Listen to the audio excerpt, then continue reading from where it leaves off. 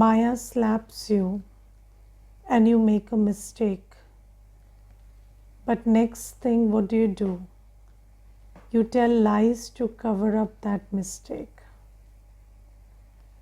You don't own that mistake.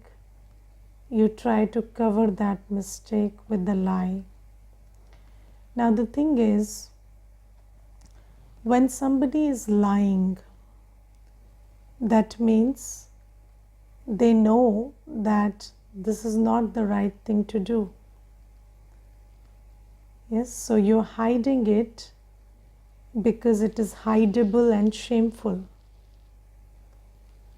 Yes, so it is something that you're not proud of. That's why you are hiding it. And I think, so some people, they say blatant lies, that's one thing. But the biggest form of lie in the world is hiding. So, you play a very smart game. You don't tell the whole truth.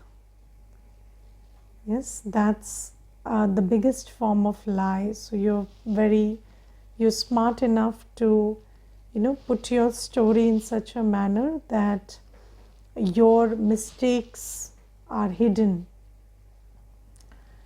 But the thing is, if it's a mistake, what should the mistake be? How should the mistake be attended to? The mistake has to be corrected. So every mistake that you make has to be corrected. But if all your energy is going into hiding it, where is the energy to correct it?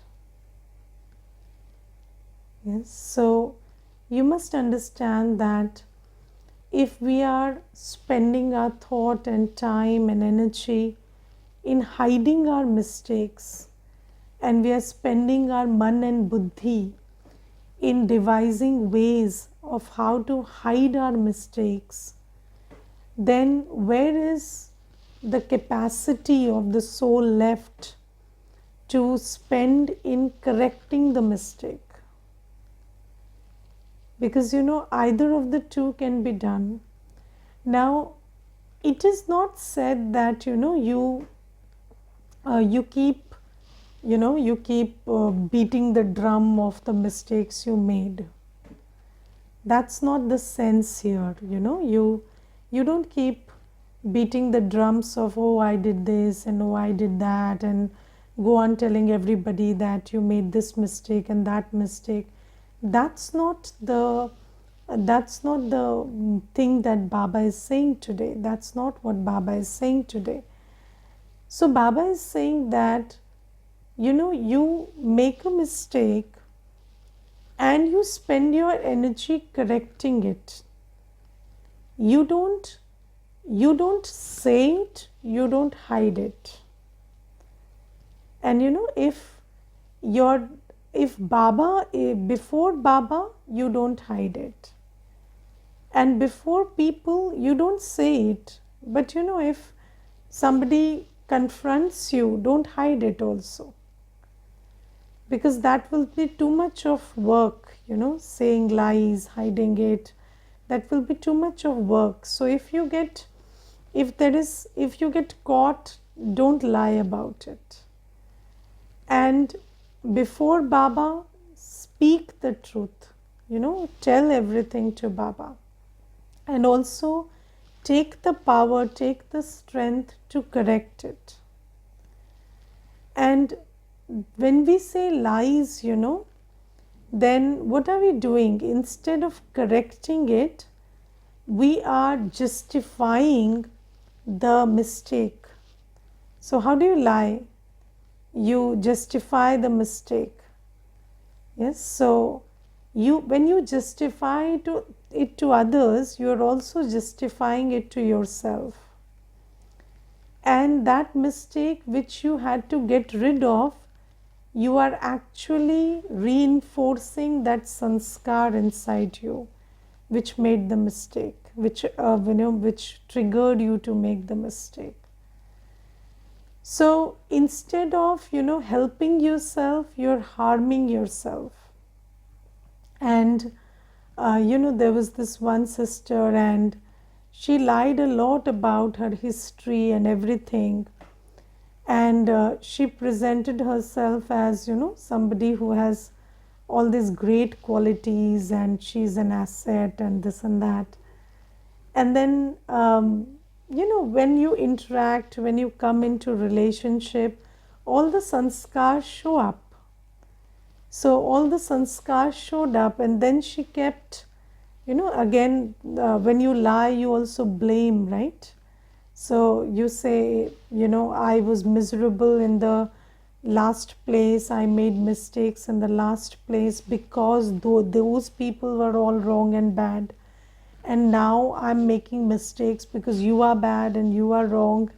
So you will keep blaming other people for your mistakes and keep lying that, it's not your sanskar which is making the mistake. But anyways, even if somebody blames you, no problem. So, what happens if somebody, blames somebody for something? No, if that's not true, it's not true. It doesn't matter. But the thing is, about the person who is lying and putting the blame on somebody else, what are you doing? You are postponing your recovery. You are just postponing your correction. And you see, with time, sanskars grow deeper and deeper. Sanskars become very strong. So, and if this, if this sanskar of lying and, hiding the truth and being a hypocrite and pretending or saying something, doing something else, these sanskars, if they make, if they become a part of your personality, that's a very big damage to your personality. So this is why, don't lie. And before Baba, don't lie. So, own up everything. Okay, even if Maya made you make a mistake, no problem. Own it up. Okay, this mistake was made, and take the strength from Baba and correct it. Now, let me tell you the flip side of it also.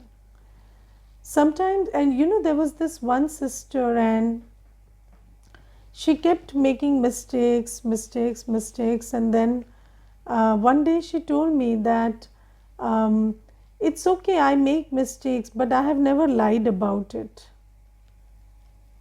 And she was very rude in that, in that she was not, of course, telling me. She was talking about somebody else. So she was very rude in that statement, that what if I made so it kind of implied like, what if I made a mistake? I was truthful about it. so I said, you see, yeah, it's okay that you were truthful about it, but the thing is, why were you truthful?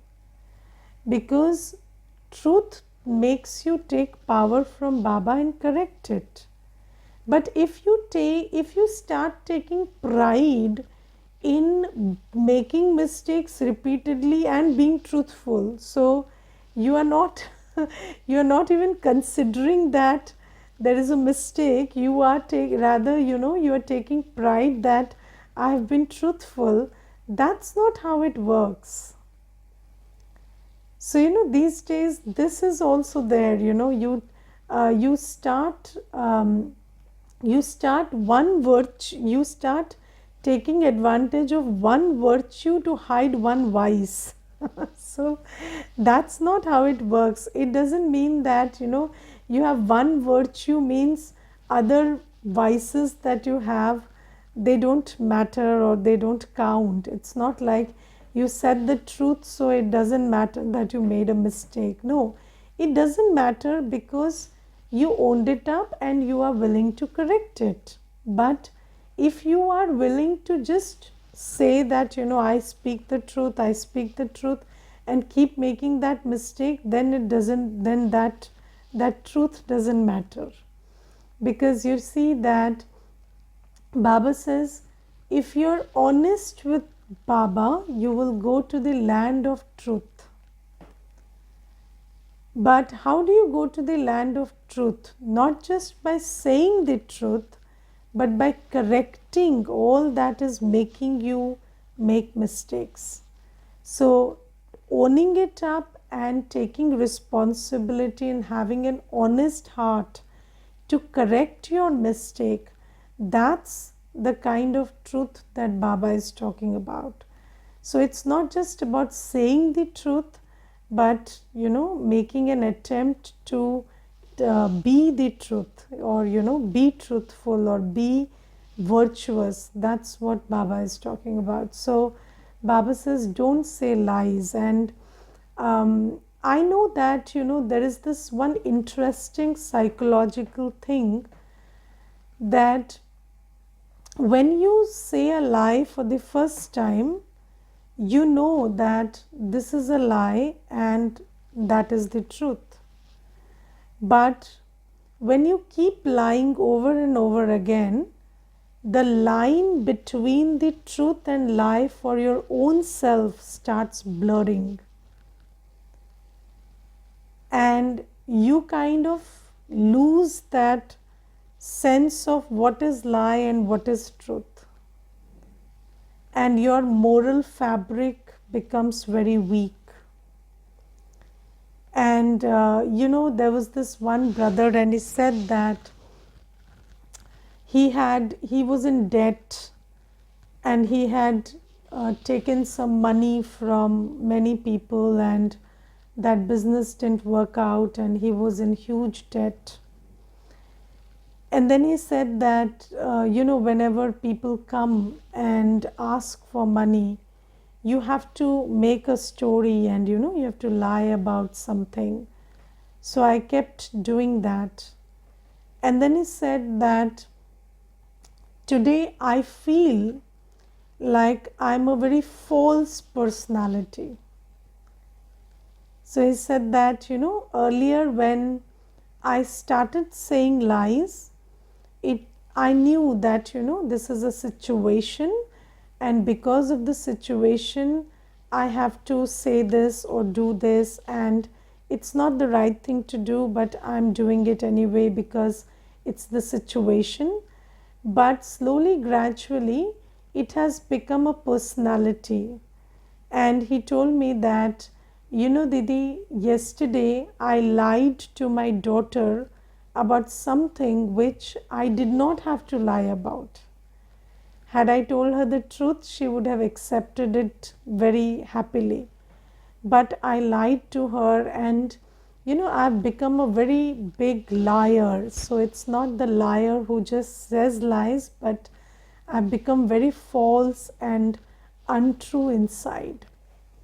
And that's what lies does to you. So you lose your moral fiber, and you keep saying lies, and the line between the truth and lies for your own self starts blurring eventually.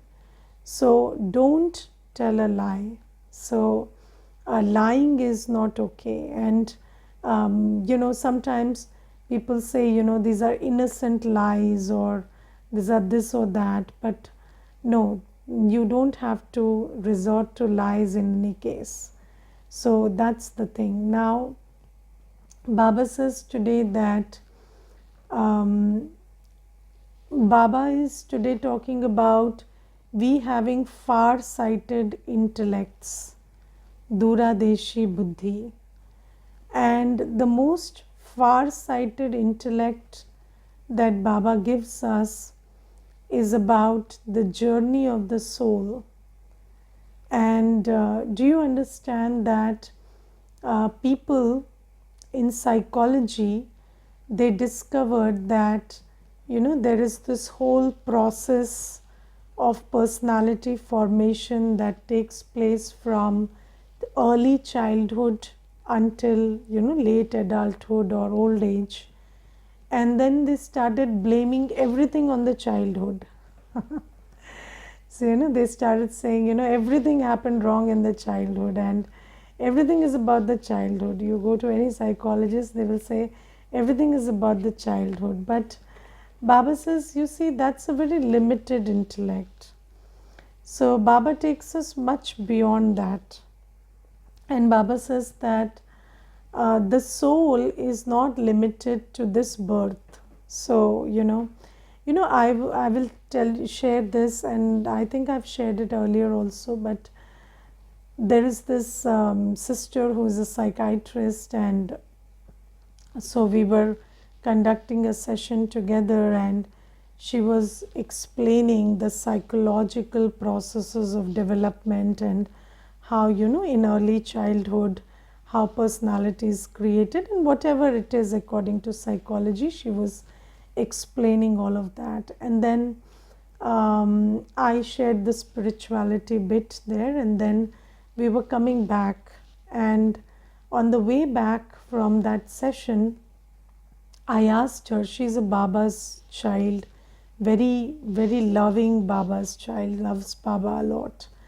And then I asked her, so you see, sister, okay, I agree with whatever you told about, psychology's perspective of how early childhood and early adolescence, they color the personality. But what about somebody who received everything fine in their childhood, but they did not turn out to be that great a personality as you would expect?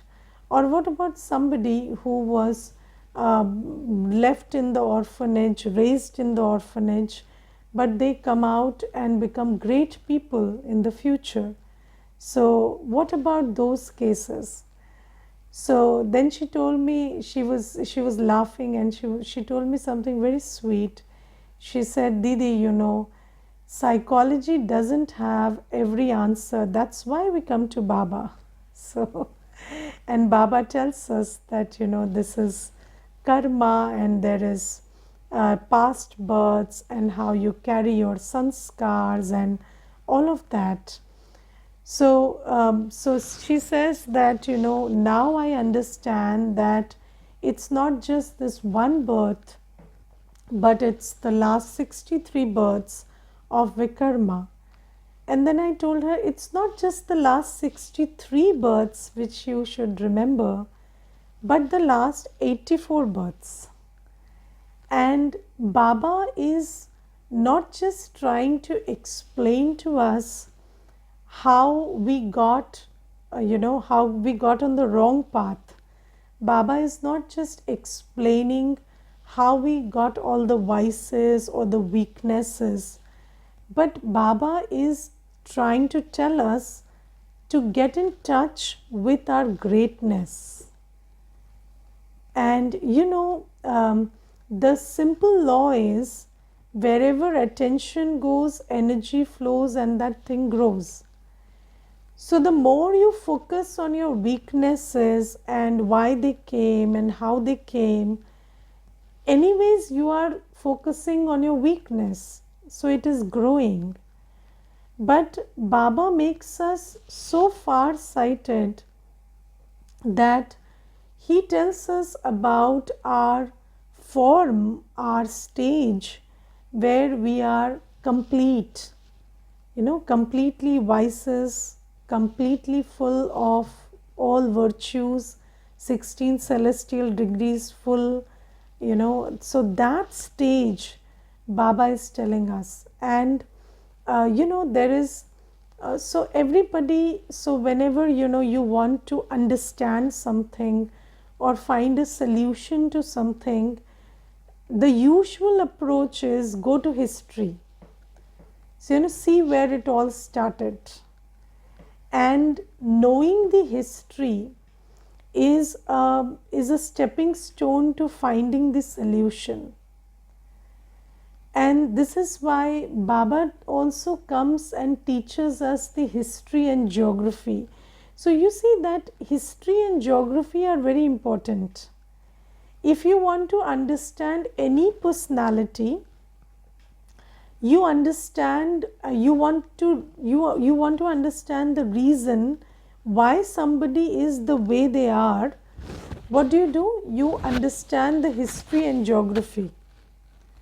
So, if you want to understand why,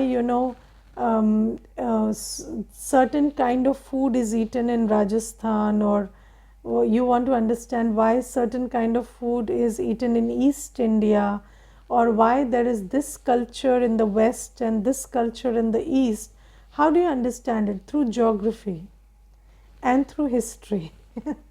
So, whenever you want to understand why things are the way they are, then you have to understand the history and geography, and that explains everything. And nothing that you see today is not a factor of history and geography. So, everything is explained by history and geography. But when you understand limited history and limited geography, then you understand only the negative aspect of your personality. And you kind of reinforce it, because people will say, there was war in history, and there was violence in history, and there was communal strife in history. So this is why we have this frozen heart, we have this these ill feelings, or we are violent in nature, or we are very very, what do you say, hyper vigilant, because of our history.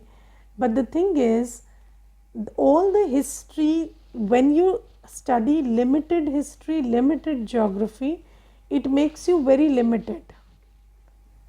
Yes, so because the history we study is from Dwapar Yug, from Copper Age, and that is the history where all the vices came in and all the things went downhill. So the more and more you understand that, it takes you more and more downhill. But Baba says, when you want to rise, you have to understand unlimited history and unlimited geography. And what does Baba teach us? Unlimited history, history of the whole 5,000-year cycle. And Baba says that you were a deity, and you were completely viceless. You were full of all virtues, all 16 celestial degrees full. And the thing about history is, and the thing about geography is, it expands your intellect. So you start, your intellect starts expanding, and when you understand a part of your history, your intellect gets connected with that part of your history. So until this point of time, before Baba comes and we sit before Baba, we don't know the unlimited history, that we were in the golden age and we were like this. And then when we understand this, then the interesting thing is our intellect expands, and then our intellect is able to go there, and wherever attention goes, energy flows, that quality grows.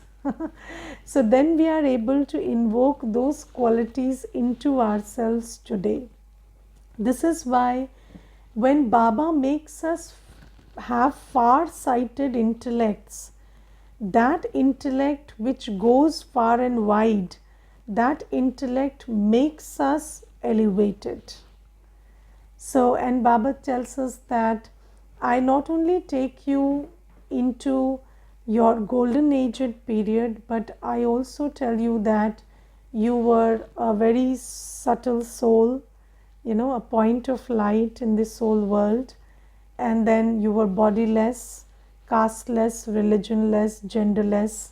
So do you understand that in the soul world you are everything less and just peace? So there is no caste, no religion, no gender, no body, no biases, nothing, and you're just a point of light, very subtle, very peaceful. And Baba says, I take your intellect there also, where there is nothing of this old world, and that is how I make you, capable of going back again. So Baba says, I take your intellect to the soul world, to the subtle world. Did you know that you could have an angelic body also, and you could talk with your drishti also, and you could change the world with your drishti? And I like it very much, that in one of the murlis after Brahma Baba became Avyakt, so Brahma Baba said that, so somebody asked that, what does Brahma Baba do in the Avyakt region or in the subtle world all day? So Shiv Baba revealed the secret that Brahma Baba is correcting us in the subtle region. So, he's just, so we have this, so there's our subtle form, and whatever correction is needed in the subtle form, he keeps doing that. So, do you understand that in the subtle region, you can correct something and the equal correction will follow here? So, it's such a beautiful thing, in the subtle region, you create something and you see the manifestation of it here. So when you go and sit in your angelic form, you're actually becoming an angel here. And when you see somebody's angelic form, they are also becoming an angel here. And I remember that there was this Mata, and her daughter was surrendered, her daughter-in-law was surrendered, her son was surrendered in the yagya. And then I asked that Mata, so she was a very proud Mata, she was a BK, and she said that, I'm very proud that all my children are surrendered in the yagya. And I said, why are you proud? What purshat did you do? So she said, I did a lot of purshat. So I said, what purshat did you do? So she said, I, day in and day out, I used to sit in the lap, I used to sit in the subtle region and make my daughter and daughter-in-law sit in the arms of Brahma Baba. And they were sitting like angels in Brahma Baba's arms. And she said, day in and day out, I have done this tapasya, and they have actually gone to Brahma Baba's arms and they are sitting like angels there. So she said that I feel very proud. Whether you agree or not, I take full ownership of their Brahmin life and surrendered life. So I said, no, I agree. I was just inquisitive about how you are very happy and how you are proud. And so I just wanted to know. So you see that in the subtle region, whatever you create in the subtle region, it starts happening here. It's such a beautiful region of creation. So it's a very good idea that you don't keep wasting your time and thought reacting here, but rather you go and spend your time and thought creating there. So this is why Baba says that whenever you are free, just come to the subtle region and we will create together. So Baba says, I take you to these regions and to this place in time where you were virtuous and full, and you are just a soul, you're bodiless, or you are an angel. And Baba says, this is the far-sighted intellect that I give you. And only when you understand the true history and true geography, you become true. When you understand the limited history and limited geography, you become false. Because you understand everything that happened wrong from Dwapar Yuga, and then you start thinking that it was always like this, and these people are bad and they are not good, and somebody is a Christian or a Buddhist or a Hindu or a Muslim, but they are not that. Those religions came much later. You were all souls living in the soul world at one point of time, and when you understand limited history, your vision becomes very limited. When you understand limited geography, you become very limited in your understanding of your culture or your your habits or anything. So Baba says that I take your intellect far and wide. And Baba today talks about the race. And Baba says, I am teaching you the race and you are learning how to race. And so, have you been on a race? So, in school or whenever, you participate in races. And how do you participate in a race? First, you get ready and then you run, right? And then you reach your mark and then you come back. So that's the race. Now, the thing is, the race happens one day, but you practice every day. So Baba says, here also, I am training you for the race. And the race will happen in the final day when you will have to reach your soul world in 1 second. And in 1 second, nothing should disturb you, nothing should distract you, nothing should attract you, nothing should, put you into fear or catch your attention here. And you should just be able to have one thought of Baba and the soul world and go there. So Baba says, how do you practice for it? So the thing is, the soul performs this race.